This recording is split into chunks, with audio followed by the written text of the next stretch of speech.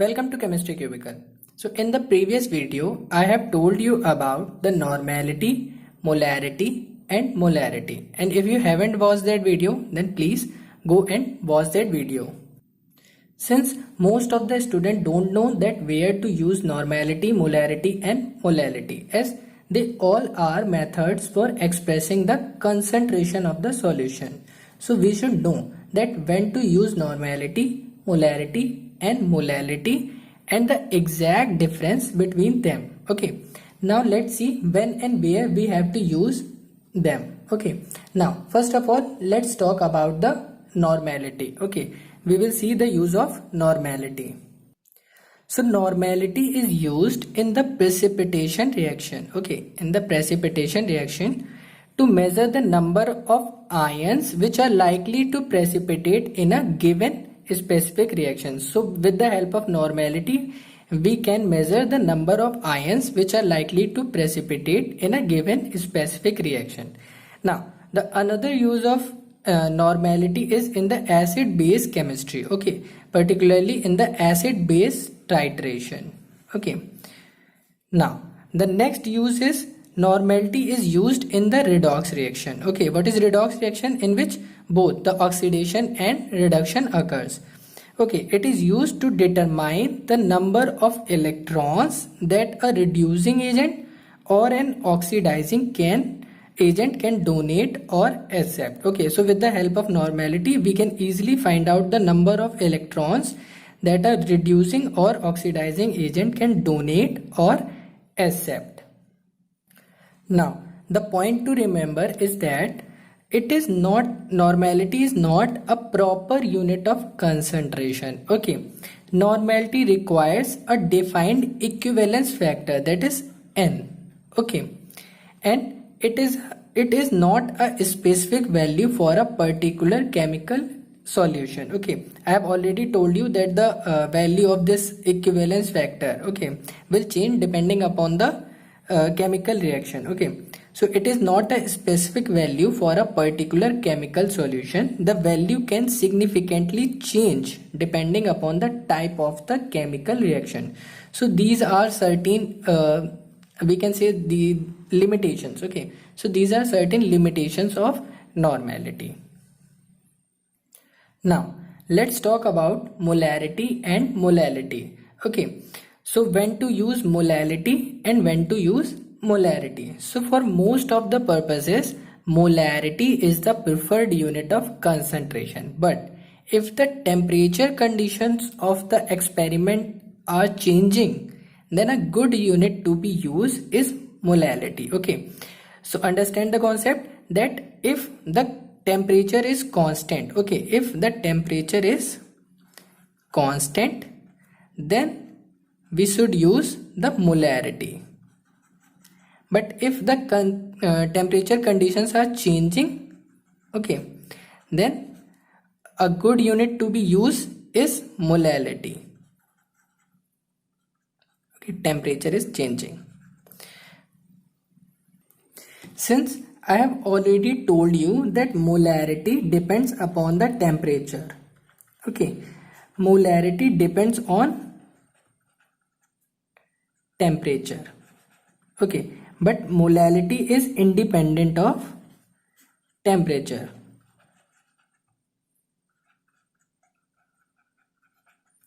Okay, since on increasing the temperature, that is, if we increase the temperature, okay, then the volume of the liquid, that is solvent, okay, the volume of the liquid also increases. And if we decrease the temperature, then the volume of the liquid also decreases.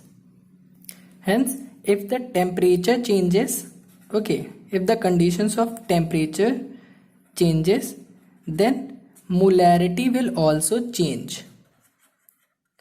Molarity also changes. We all know that the formula for molarity is equal to moles of solute dissolved in 1 liter of solution, that is volume of solution in liter. Okay, so if the temperature is changing, then volume is going to change. Okay, if we change the temperature, then volume is going to change. Okay, since molarity depends upon the volume of the solution. Okay, and if on changing the temperature volume is changing, then of course the molarity will also change. So in the condition of changing temperature, we cannot use the molarity. Okay, on changing the temperature, if the reaction or experiment conditions are temperature is changing, then we cannot use molarity. So in this condition, if the temperature is changes, then we use molality. Okay, because I have already told you that molality is independent of temperature.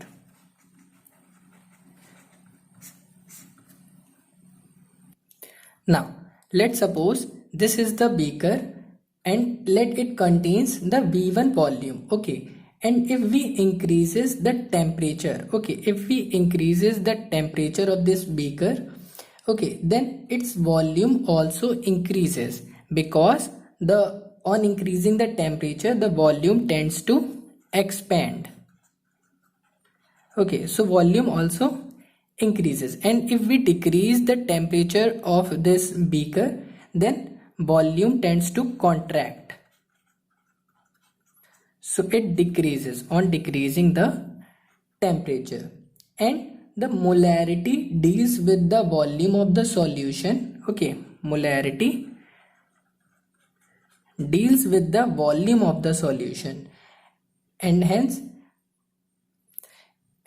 it is not accurate in this case, because volume is changing on changing the temperature. Okay, but the molality, okay, but the molality is not affected by the change in temperature. Okay, since molality deals with the mass of the solvent. I have already told you that the molality deals with the mass of solvent in kg. Okay, so molality is dealing with the mass of solvent in kg instead of volume. That's why on increasing the temperature or changing the temperature, the molality doesn't affect it, because on changing the temperature only volume gets affected, not the mass. Now let's see what we do in molality. Okay, suppose we have to make 0.1 molar solution of NaOH in 1000 gram of water. Okay, so we have to make 0.1 molar solution of NaOH in 1000 gram of water. So the how much solute we need for this? Let's suppose this is 0.1. Let X be the weight of the solute, and the molecular weight for NaOH will be 40 divided by the mass of solvent in kg, that is it comes out to be 1 kg. So X, the weight of solute, will comes out to be 4 gram. So let's suppose this is a beaker, then this beaker is weighed, and the solvent, okay, the solvent is added to this beaker until it weighs 1 kg or 1000 gram. Okay, so we have to take its weight. Okay, so we have to add the solvent to the beaker until it weighs 1 kg, and then we add 4 gram of NaOH. Then we add 4 gram of NaOH to this beaker and dissolve it properly to make 0.1 molar solution of NaOH. So the preparation of the molar solution is quite different from that of the preparation of molar solution. Okay, let's suppose we have to make 1 molar solution of NaOH. Okay, in 1000 ml of water. Okay, this is 0.1, and X be the weight of the solute, and the molecular weight will be of NaOH will be 40. Okay, and 1 liter of solution. So X comes out to be 4 gram.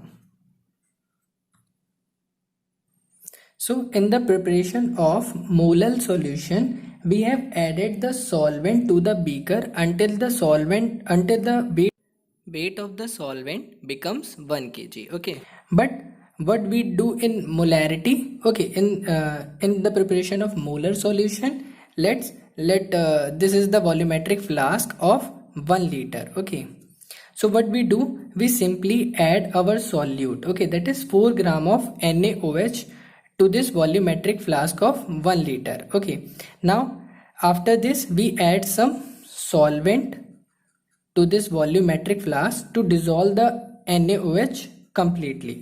Now we make up the volume up to the mark of, okay, up to the mark of 1 liter. So in the preparation of molar solution, we don't have to take the weight of the solvent. Okay, we simply make up the volume in liters.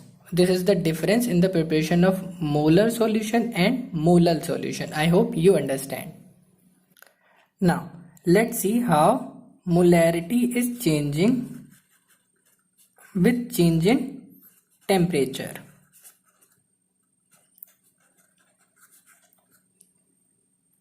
Now let's suppose I have taken 1000 gram of water as a solvent. Okay, 1000 gram of water as a solvent in this container. Okay, so its mass will become 1000 gram. Now let's talk about its volume. So let's suppose at 27 degrees Celsius the density for water comes out to be 1 gram per centimeter cube. Since we know that the density is equal to mass per unit volume. So volume will be mass upon density.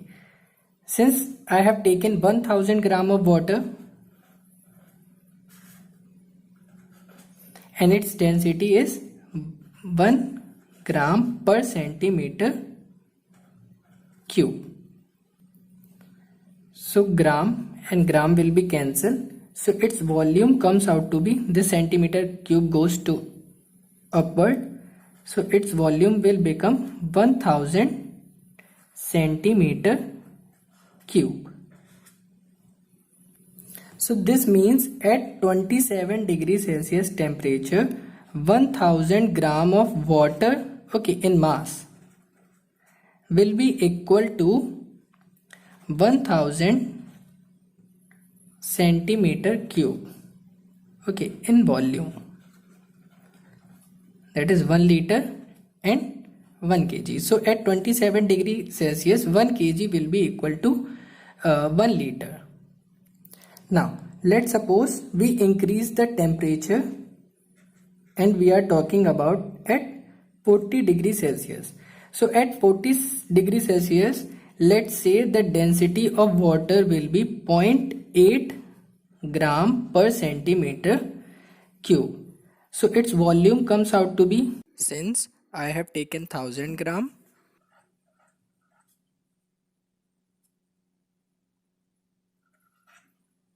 upon its density is 0.8 gram per centimeter cube.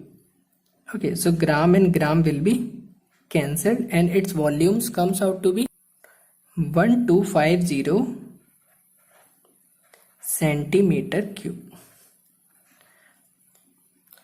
So I think you must have understood that at different temperature, that is 27 and 40 degrees Celsius temperature, the mass will be same, okay, 100,000 gram and 1000 gram. But at 27 degrees Celsius 1000 gram will be equal to 1000 centimeter cube, okay. But at 40 degrees Celsius the 1000 gram of water will comes out to be 1250 centimeter cube. That is, on increasing the temperature its volume also increases. So I hope that you get the answer that why molality does not changes with increase in temperature because it deals with the mass of the solvent, and the mass of the solvent remains unchanged on increasing the temperature. What changes is volume. Okay, and molarity deals with the volume, hence with increase in the temperature the molarity changes. So I think you all must have understood that when you should use normality, when you should use molarity, and when you should use molality. So let's take a summary. So in acid base reaction, okay, precipitation reaction,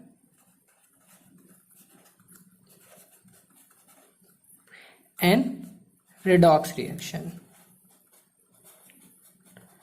we use normality.